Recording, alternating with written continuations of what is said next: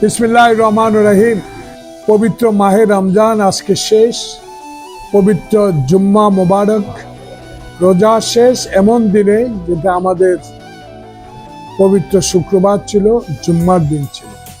আল্লাহ পাকের কাছে আমরা সবাই হাত তুলে দোয়া করেছি। জুম্মার পরে আমাদের প্রিয় নেত্রী, দেশ নেত্রী বেগম খালেদা জিয়া ডিসেম্বরে ইন্তেকাল করেছেন। আল্লাহ পাক তাকে যেন বেহেশত নসিব করে। বেশি বেশি করে আমরা দোয়া করেছি।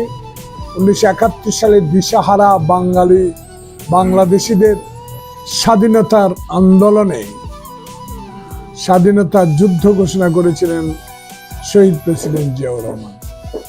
আল্লাহর কাছে তার জন্য দোয়া চেয়েছি, আল্লাহ পাক তাকে যেন বেহেশত নসিব করে। এবং 1 মাস 3 দিন আগে যিনি উন্মুক্ত আকাশের নিচে বাংলাদেশে একটি সুষ্ঠু নির্বাচনের মাধ্যমে বাংলাদেশের ইতিহাসে প্রথম উন্মুক্ত আকাশের শপথ নিয়েছেন, জনগণ রায় দিয়েছেন।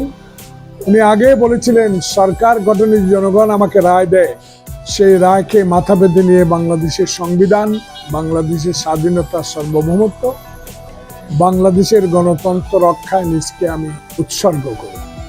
বাংলাদেশ জাতীয়তাবাদী দলের চেয়ারম্যান হিসেবে উনি বলেছেন, আমার কাছে দল বলো না, আমার কাছে দেশ বলো, এবং বলেছেন সবার আগে বাংলাদেশ।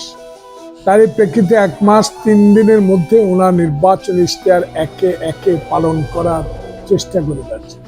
ইতিমধ্যেই হাতের কালি না শুকাতেই বাংলাদেশে ইতিহাসে একজন প্রধানমন্ত্রী তার নির্বাচন ইশতেহার একে একে পালন করার চেষ্টা করে যাচ্ছেন, ইতিমধ্যে পালনও করেছেন। সেজন্য জনগণের অপরন্ত ভালোবাসা। এই পবিত্র ঈদের দিন আল্লাহর কাছে আমরা সবাই দোয়া করব, তারেক রহমানের নেতৃত্বে এই সরকার যেন দুর্নীতি মুক্ত একটি সমাজ গড়ে তুলতে পারে এবং বাংলাদেশের সংবিধান, বাংলাদেশের স্বাধীনতা, গণতন্ত্র সকল কিছু রক্ষায় জনগণের সেবায় এগিয়ে যেতে পারেন।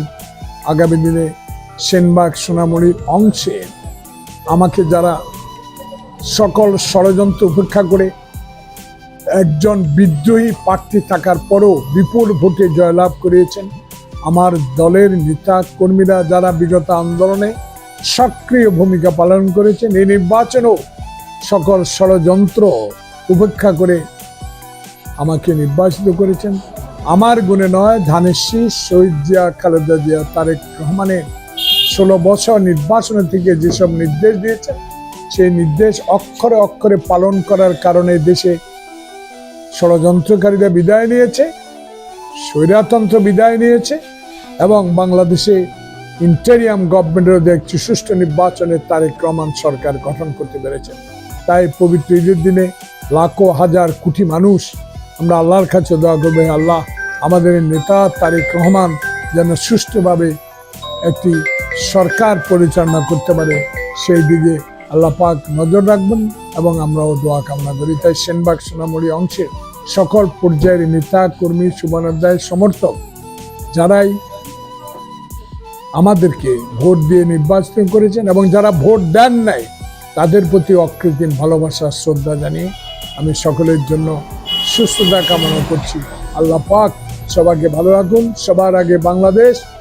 আমি সবাইকে সেনবাগ সোনামণি অংশের লাখো মানুষকে বাংলাদেশ জাতীয়তাবাদী দলের পক্ষ থেকে আন্তরিক শুভেচ্ছা। ঈদ মোবারক, ঈদ মোবারক। তারেক রহমান জিন্দাবাদ, বিএনপি জিন্দাবাদ, বাংলাদেশ জিন্দাবাদ। সেনবাগ টিভি, সত্যের সন্ধানে আমরা।